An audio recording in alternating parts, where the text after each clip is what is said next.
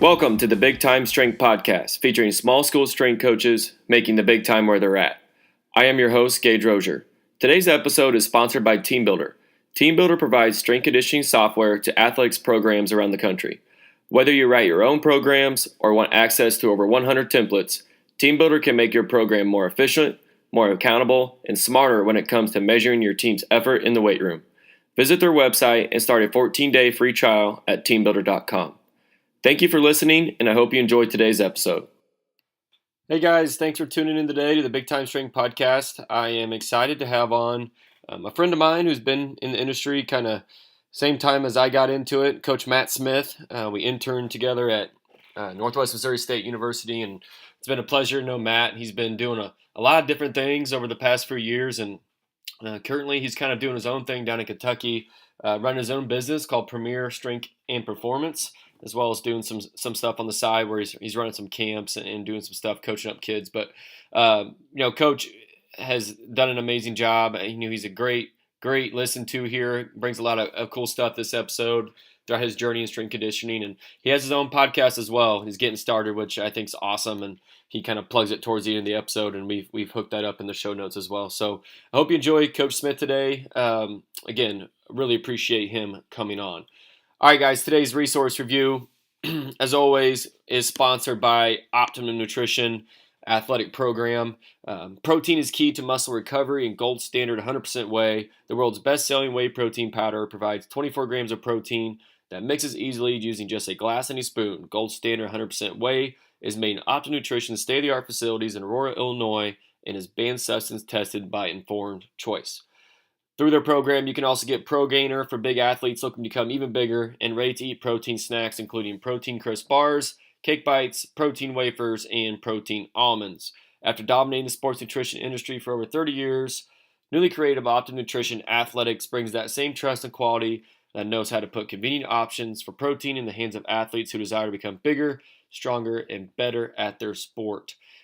Just recently, guys, a new tidbit to this one is, email Derek Walters, the director of Optimum Nutrition Athletics. His email will be hooked up in the show notes. For more information and to get free samples sent to your facilities for your athletes to sample and provide feedback, please reach out to them. Number one, tell them that you heard them on the Big Time Strength Podcast and that you appreciate them sponsoring, because it is important to us. And also reach out to them. They want to share their products with you and get some samples and try them out for yourself. Okay, guys, today's resource review, I'm going back to my guys at Focus 3 podcast. Listen to them. This is their most recent episode. It's number 49. It's their keys to being mentally tough. They break it down into 5 different attributes, and I'll just quickly share just kind of some thoughts on each on notes I took on it. But please listen to their podcast. They obviously break it down much better than I will here. So, 5 keys to being mentally tough. Number 1 is self-awareness. Okay, self-awareness is the ability to recognize your emotions and understand what they are saying to you and what they are wanting you to do. They talk about how emotions are energy for action. Emotion literally means to evoke motion.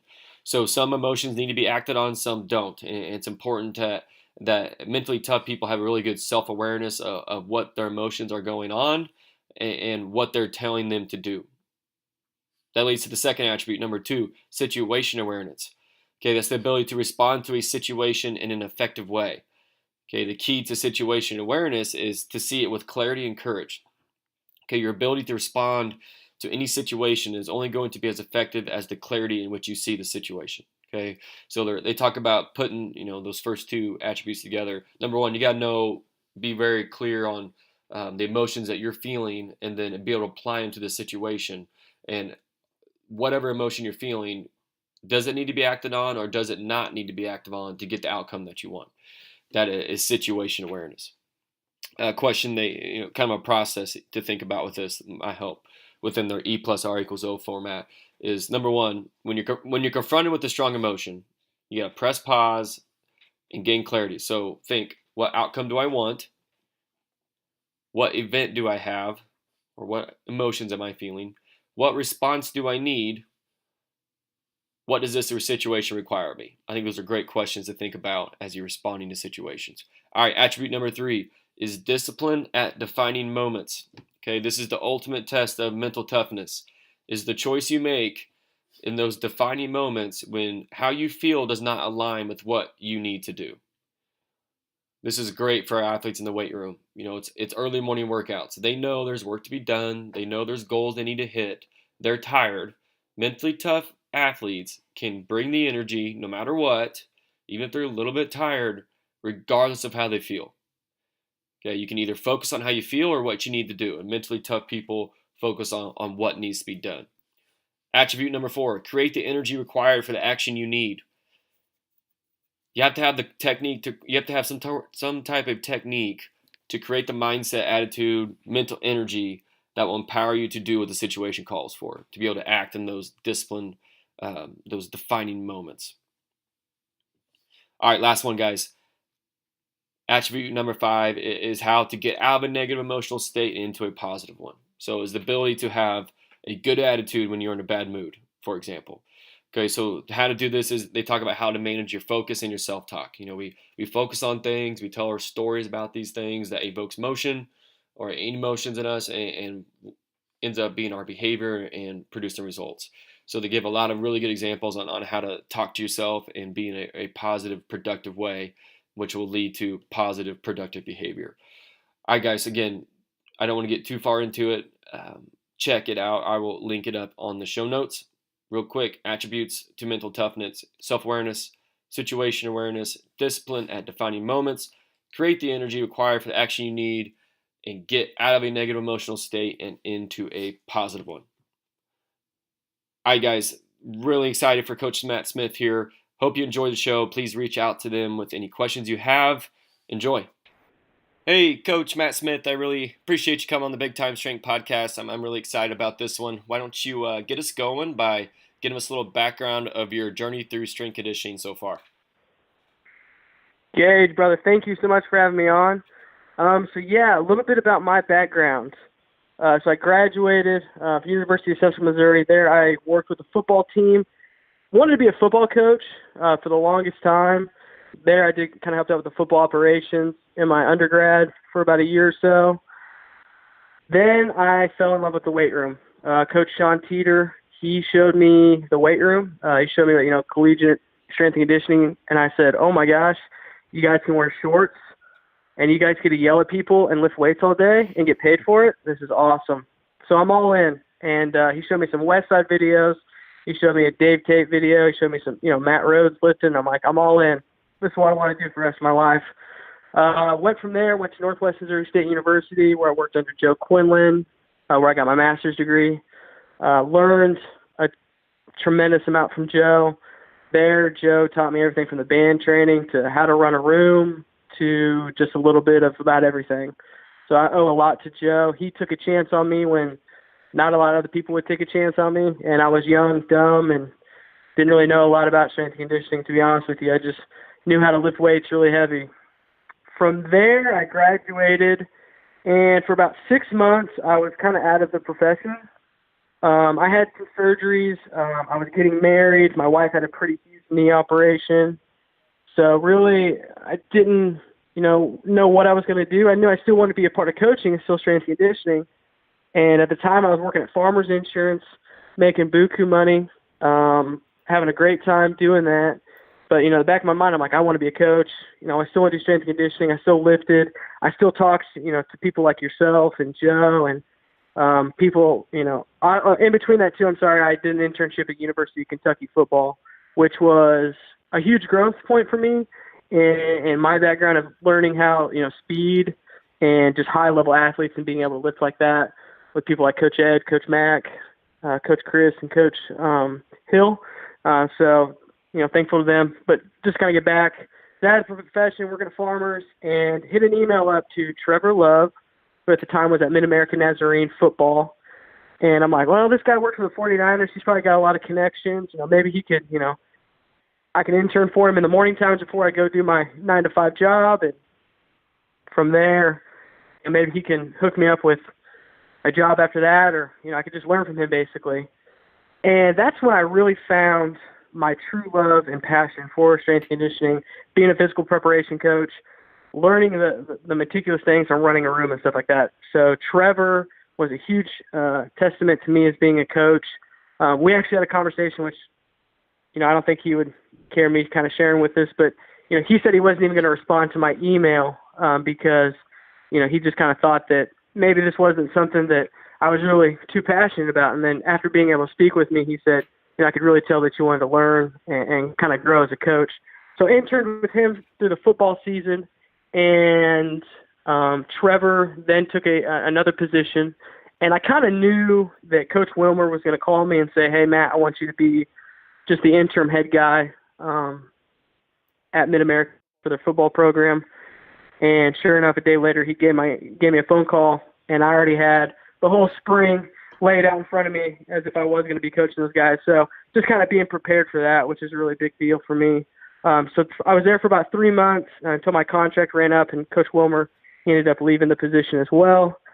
And then again, I was stuck in the position of, what do I do? I'm still working at Farmers Insurance. I'm making really good money, but I am full-blown. I want to be a strength and conditioning coach. I want to be a physical preparation coach and, working with whatever level it is. And then I sat down, I said, what am I going to do? Do I want to work with football? Do I want to work with high school? Do I want to work with baseball? And I've always had this love for baseball, and I always had this love for baseball strength conditioning.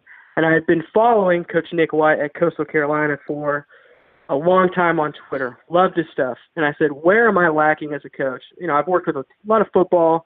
I've worked with female sports, but I never really worked with a baseball program. Then I fell in love with baseball. Fast track that. I got an internship with Nick. I said, I'm going to go learn from one of the brightest minds about baseball strength conditioning. They had just come off a national championship, and, graciously enough, Nick let me into his program, and I was there for about 4 months, and it was incredible. Absolutely awesome. Learned a lot from him, specifically, obviously, for baseball, and, two, just being able to individualize the programs for these guys and stuff like that. So that was really, really huge. And then from there, I moved on to Kentucky State University, where I'm a physical preparation coach. And then I opened up my own business where I work with, youth athletes and then the general population, premier strength and performance. And then now also as a physical therapy technician with proactive therapy. So long, drawn-out thing of where I got to I am today. Well, I appreciate you going through that, and I've had a chance to call you a friend and know you as a coach since your time at Northwest, and something I've always admired about you, Coach, is you've always wanted to learn, and you can just tell through your experience there that you're willing to get uncomfortable, and especially being married. You've married a great woman, obviously, that's willing to go move around with you and learn and do whatever you need to be a great coach, and you're well on your way. So with that, let's talk about maybe some hurdles. There's been a lot of ups and downs, sure, in that process. So maybe what are some of the toughest hurdles you've had to climb and how you've overcome those challenges so far? Yeah, that's a great question. So probably one of the biggest hurdles that I had was trying to figure out, I guess those days when I was working at Farmers, trying to figure out what am I going to do? Like, I've been out of the profession now 6 months. Am I going to just do this 9-to-5 job? Which, hey, there's nothing against that. That's completely fine. And I had a really great time working with those people, and working for that company was awesome. But in the back of my mind, I still want to do strength and conditioning. And for me, I needed to grow as a coach. I needed to keep learning. Like, I needed to go out and reach out to other coaches. So for me, it was a big hurdle of, I don't know a lot. I need to keep learning, and I need to continue to learn from people. And that's where, Trevor came into it. And then when I was with Trevor, we constantly had the conversation of, I'm applying for jobs. I can't even get a phone call back. Obviously you need your CSCS, you need your USAW, you need your letters and stuff like that. So worrying about stuff like that, I failed my CSCS. That's something that I'm pretty open about. So I had to get my USAW and stuff like that. Still working on that process of everything, of getting all my letters behind my name, which is something that still to this day that I work towards and everything like that. And I just think those hurdles, when I was at Coastal Carolina, we ran into a hurricane situation there to where we weren't with our athletes for a few weeks, and that was really, really tough, for me, just kind of being away from the athletes. And then, like you said, I have a great wife. She helps me through everything. and she was helping support us while we were down in Coastal Carolina. And an opportunity arose for me for another position. I accepted the position, and then a week before we were leaving Coastal Carolina, that position went away. So, again, another one of those hurdles where you're like, is it ever going to happen for me? Am I ever going to find the position? And it took those opportunities of, resiliency, continuing to learn, and understanding this isn't the end of the path. Other jobs will come, but what are you doing every single day? I love what Will Smith says. How are you laying a brick down as perfectly as possible as you can every single day? Every day it's not going to look perfect, but it's going to be as close as you could possibly can. And I think those little hurdles every single day, there's something that kind of happens that, I just try to work towards through every single day.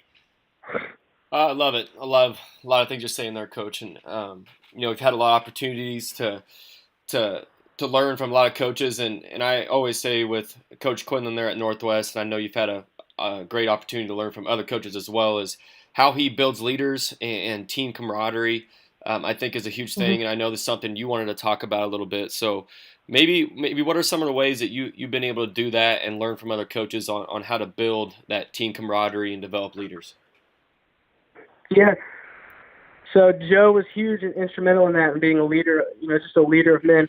When Joe would speak to the guys, I would see that the guys and the girls, they were quiet. They listened to every single word that he said. And I always wondered, how did you do that? How did you get that? Well, he shows that he cares. For me, it's being able to show my athletes that I truly, truly care about them. Asking the questions on, hey, how was your weekend? How are you feeling from the last workout? What's going on with you? What's going on in your life? How's your mom and dad doing? And learning about your players and athletes before you even get them into the room. Talking with the sports coaches on, hey, the incoming freshmen, what's something about them that I can learn? So day one, they come in there, and you already know a little bit something about them. You kind of maybe can figure out from day 2, day 3, maybe a few months down the road, kind of how to work with those athletes. Coach Chris, who's now at UCLA, he gave me a really good advice when I was at Kentucky. He said, I asked him, I said, Coach, what do I need to do to be a better leader and a better coach? And he told me that, let the athletes see you in the weight room.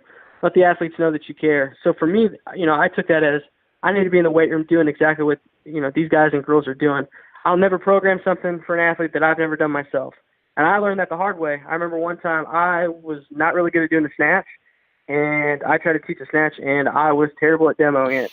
And I'm completely fine with saying that, But now I can do that easy. I can show it to the girls and the guys, and they know, okay, my coach is in the weight room. He's in there. He really cares about me. He knows what I'm kind of going through. And then 2, when the players are going through 2-a-days, when the athletes are going through all that, I'm going to put myself for 2-a-days. I'm going to work just as hard as they are because, I'm going to put a morning session in. I'm going to put an evening session in because they know I'm in the trenches just like they are. Camp is brutal for everybody. And just to kind of show the athletes that you really, really care. I think that is a huge thing, that a lot of coaches do, but I think you got to ask the right questions, and you can't be fake about it. Kids will smell fake. Oh, man, they'll smell it. And you're like, man, they caught me. I'm a rat, basically. But, yeah, I think that's just huge. And Joe was the first person that, I really sat down and I was like, man, this guy has got – man, he can do whatever he wants. They'll listen to whatever. They'll run through a stinking wall for him. And it's awesome.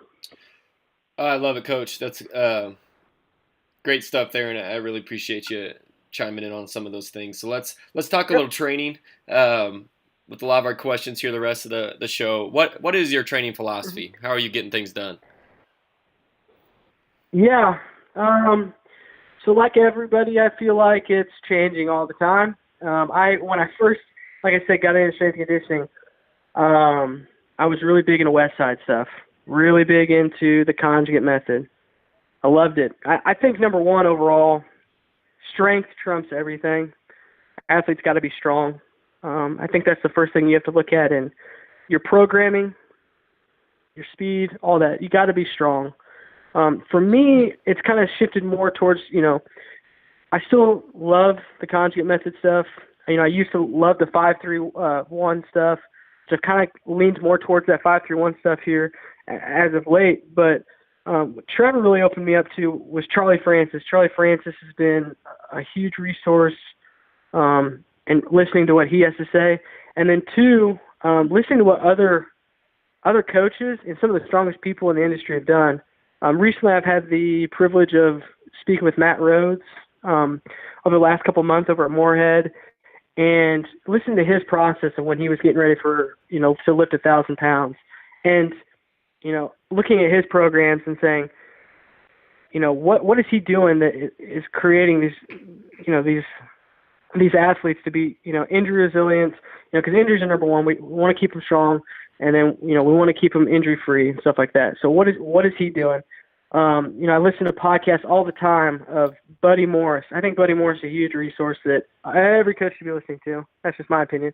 But just with the recovery methods, why is he doing the things that he does? And that's made me lean towards a little bit of the Charlie Francis stuff, the high-low method, just the demand of the central nervous system and stuff like that.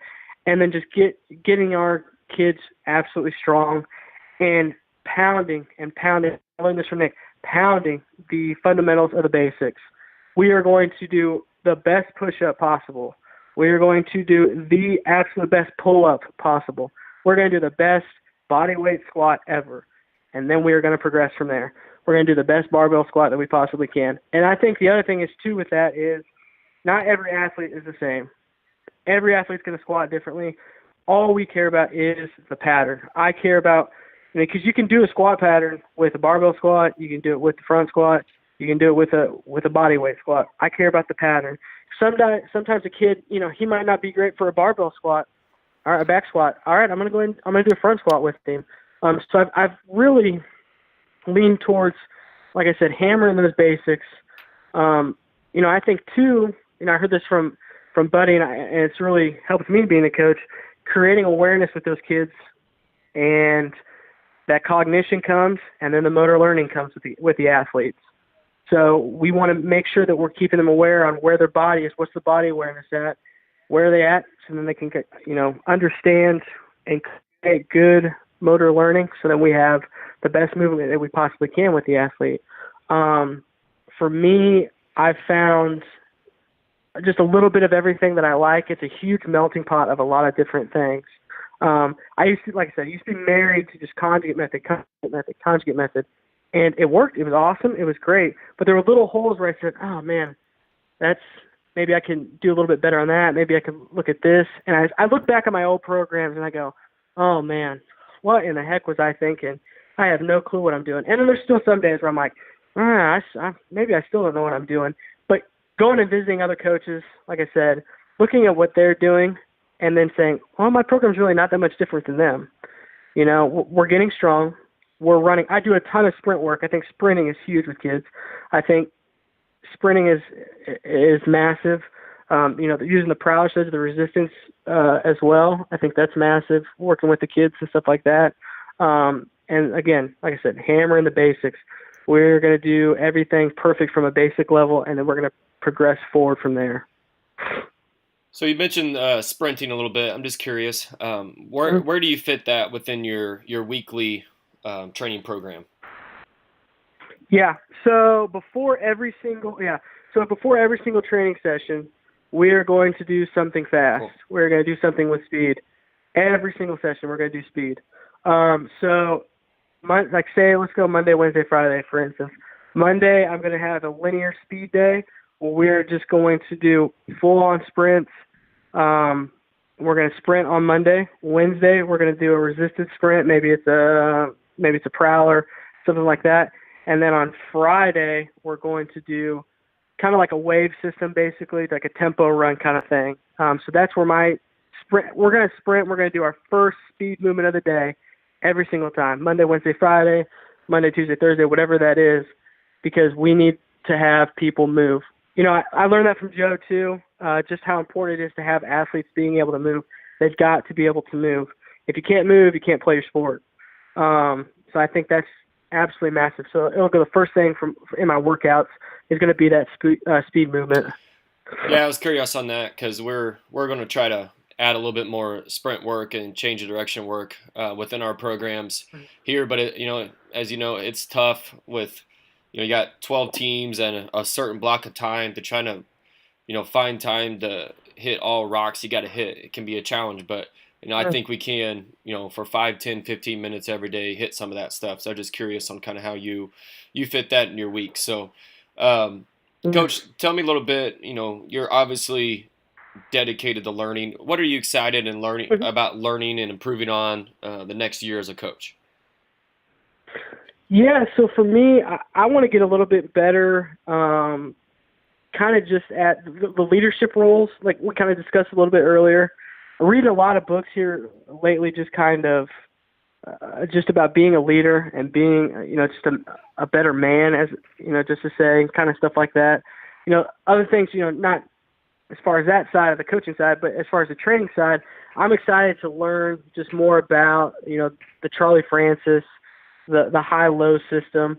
I'm really interested in James Smith, anything that he can put out, the thinker. I think all of his stuff is absolutely great. And then learning from, coaches like yourself, learning from people I work with directly, I think that's huge. I think if you have coaches around you, I'm very lucky in my situation where I'm at in Kentucky, to where I'm a 3 hours drive from West Side if I want to go up to West Side and set up a visit with those guys. I'm an hour and a half away from Coach Roach, who's been a massive resource for me. There's colleges and there's coaches all around me. There's great resources around everybody. Every strength coach, look at where you're at, unless you're in the middle of nowhere, I don't know. There are coaches around you that are doing different stuff that you can learn from. And that's where I take a lot of my information from as other coaches. Now, I will say this, I take a lot from the guys, but I try to give back as much as I possibly can. I think that's huge in giving back, whether that's, through Twitter, through Instagram, through emails and stuff like that. I think that is absolutely massive. And just, it makes your network bigger, but two, it helps the profession, in my opinion, on just asking the questions. And two, it helps you look at yourself as a coach on like, I've been doing this speed work for the last couple of years. Maybe I need to change things up a little bit differently to maybe what they're doing. I really liked what they were doing that day. I really liked what they were doing and how they explained it to me, seeing how I can implement it in my athletes. I think that's absolutely huge. 100%. And what are maybe some of your favorite, go-to professional development resources, whether it's books or podcasts or whatever it is, any specific ones you really enjoy? Well, if I'm going to go with a podcast, it's going to go with the Big Time Talk podcast. No, I'm just kidding. I'm going to go. I do love this podcast. It's absolutely awesome. Listen to podcasts, guys. Listen to them. They're great. I think, books are absolutely huge. I love to read books. But like I said, I'm kind of more of a visual learner. I got to kind of do it. I think YouTube is absolutely massive. There's a lot of good stuff on YouTube. You got to kind of sift through some of the little bit of stuff that's terrible. I think Elite FCS has some of the best stuff online. Anything Dave Tate can put out is awesome. Anything that Coach Rhodes can put out on there is awesome. Reading those guys, reading those articles. Coach Hamner, just all those guys that are in the trenches. And then two, looking at outside resources that aren't just strength and conditioning. Maybe it's bodybuilding stuff. I think that stuff is absolutely, crucial to kind of look at because of the symmetry and stuff like that with bodybuilding. And then, I think Twitter and Instagram are really, really good if you know who to follow, and we're all smart enough. We can kind of understand what's what. But I think, too, with Twitter and Instagram, you can get yourself in a little bit of trouble of like, oh, this is what they're showing, and I'm not seeing a clear picture of what their whole 12 weeks was. Right. And I think that's where I know for myself, I got really lost in that. Like, oh, I'm gonna try what they're doing today.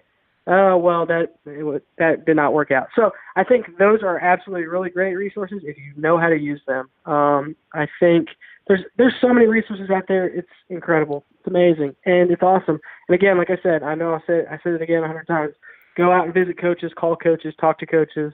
I think it's huge, not just at conferences, but just in your free time if you possibly can. I know it's tough with a lot of people with a family. I'm lucky with a wife who she loves to come and talk training with me when I go talk to people. So I'm pretty blessed in that situation. Yeah, that is a big one. That is lucky man. That's great. I think with the Twitter thing too, it bugs me sometimes where, there's a couple you mentioned there, you got to know the context of why they're using that particular exercise. So don't just see something and then go put in your program the next day without knowing the why behind it and knowing how it fits into the greater piece of the puzzle. But then with that as well, it bugs me when people want to judge other coaches for posting things. But again, without any context, they don't know why they're doing it. I don't know. I agree 100%. I learn a lot from Twitter actually as well. But like you said, you got to know how to use it. Yeah, man. I think Twitter's awesome. I think Instagram's awesome. But I hate when we get into massive debates on, like, what's going – like, this is terrible, this is wrong. Okay, like, we get, like, some of the stuff, like, you're not going to like. I know for myself, I used to be a guy where it was like, if I didn't like it, I was like, man, this is terrible. I'm unfollowing this person. Why in the heck are they doing this? Now instead, like you said, I'm going to ask the question on, why are you doing it? Oh, okay, like, you have an explanation, you have a why behind it? Cool. I know when I was working with Joe, and I'm sure he had asked you this all the time, whenever I wrote a program up, he'd be like, why are you doing this? Why? And I had to say, well, this is why. You got to have, like, and Nick used to say it's like a 7-layer dip. You got to have 7 layers on your why behind everything. And I think we need to ask coaches that question of why instead of just bashing and just like, oh, this is dumb. Why are you doing this? We don't know any context whatsoever. Ask the why. Yeah, and on that point, I have an intern right now. We're going through a programming development curriculum type thing and asked him that exact question on why he had a certain exercise. He's like, well, it just feels really cool. I like it a lot. I'm like, yeah, that's not a great, because what happens if you get an athlete injured doing that exercise and you go talk to their sport coach and they ask you why they're doing it, what's the purpose of it? And your answer is, well, it feels really cool when you do it. It's going to be a problem. Yeah. So 100%, man. I mean, that to me is everything, the why behind everything. I think, from being in Northwest, Joe hammered why. I hate the word sometimes when I hear why. Like, my wife will ask me why, and I'll be like, oh, don't ask me. I'm with you. That's good. All right, Coach. I'm going to give you a chance. You've started a podcast of your own, a new project. So here's your moment right now. Plug your podcast. What's it about? Where can coaches find it? All right. Thank you, Gates. It's the Strength Talk and Shop podcast. Right now, we're on all platforms but Apple Podcasts, which should be changed in the next couple of days. I hope. I've been to review 100 times with them and I've had to change a million things. But no, it's the Strength Talk and Shop podcast. Listen to it. We're talking about strength conditioning. We're talking about personal training. We're talking about business. There's a lot of good guests that I've had on there. We'll have Coach Rozier on here pretty soon on the Strength Talk and Shop podcast. But there's a lot of good content out there, guys. Mine's so-so. So if you want to listen to it, listen to it. If not, hey, it's cool. It's all right. Maybe it's not your cup of tea. No, listeners, give him a shot. I think it's going to be some great stuff, and you can tell he's got a great personality. He'll be more interesting to listen to than my monotone voice here. So, all right, Coach. 4 quick questions here to round it out. You ready? Yeah. All right. Let's do it. Favorite caffeine source? Give me some black coffee. There you go. I knew that one was coming. I remembered that one. Yeah. All right. Favorite office snack? Oh man, the pretzels with peanut butter on the inside. Man, you and Preston got me hooked on those at Northwest. Yeah, those are money. All right, 15 minutes to train for yourself. What are you doing? I'm gonna squat. I'm gonna do some RDLs.